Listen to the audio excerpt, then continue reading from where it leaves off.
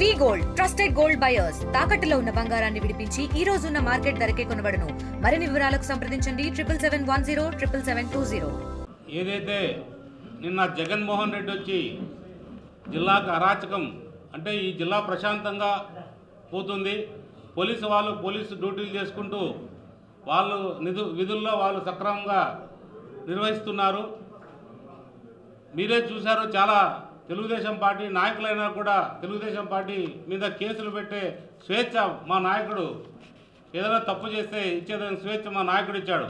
అలాంటి ఈ పరిస్థితుల్లో అతనేదో నిన్న వచ్చి అతనే దౌర్జన్యం చేస్తూ అతని కార్యకర్తలకి తప్పదాగిచ్చి అందరినీ కూడా ఆ ఎల్లిప్యాడ్ పైన ఉద్దేశంగా ఉసుకొల్పి అందరినీ కూడా ఒక అరాచకం సృష్టించాలనే ఉద్దేశంతో నిన్న రావడం జరిగింది. ఏదేమైనా కూడా అన్న చెప్పినట్టు బీసీ వర్గానికి చెందిన లింగమయ్య చనిపోవడం నిజంగా మా అందరికి కూడా బాధే. ఒక చిన్న సంఘటన అది వాళ్ళ కుటుంబాన్ని కూడా బాధ పెట్టడం జరిగింది. ఏదేమైనా కూడా కుటుంబాన్ని ఆదుకుండేది పోయి ఇతను వచ్చి అక్కడ జేజేలు కొట్టించుకోవడం. ఎందుకంటే అందరూ తాగుబోతులు అందరూ కూడా ఉన్నారు. ఎక్కడైతే నాయకులు ఉన్నారో వాళ్ళ నాయకులు కూడా ఒకసారి మీరు నాయకుల ముఖాలు కూడా చూడండి. వాళ్ళు ఎప్పుడు కూడా అరాచకం వైపే పయనిచ్చే నాయకులే.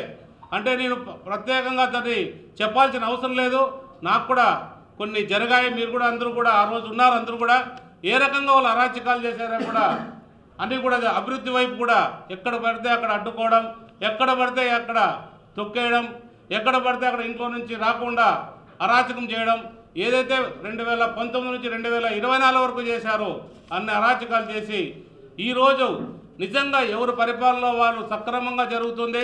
ఈరోజు పెట్టుబడులన్నీ కూడా వస్తున్నాయి. ఈ పెట్టుబడులను ఎలా అడ్డుకోవాలనే ఆ సంకల్పంతోనే ఈ రాష్ట్రాన్ని మరీ కూడా వెనక్కి తీసుకెళ్లాలనే సంకల్పంతోనే జగన్మోహన్ రెడ్డి మళ్ళీ అరాచకాలు మొదలుపెట్టాడు. ఇలాంటివి సాగవు.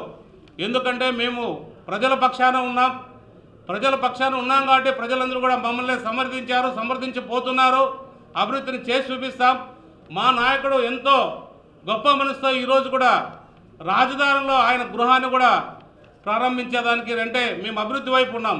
నీలాగా అభివృద్ధిని అడ్డగించుకొని ఎక్కడ పడితే అక్కడ మా తెలుగుదేశం పార్టీ నాయకుల్ని ప్రజల్ని నిన్ను ప్రశ్నించడంలో ప్రతి ఒక్కరిని కూడా నువ్వు చంపడమో లేదా హింసించడమో లేదా రకరకాల కేసులు పెట్టడం ఇలాంటి కార్యక్రమాలే చేసుకుంటూ పోయావు. నీ పరిపాలనలో ఒక్క నాయకుడు కూడా బయటకు రాకుండా నీ పోలీసులను అడ్డం పెట్టుకొని ఆ రోజు నీ పరిపాలన సాగించావు.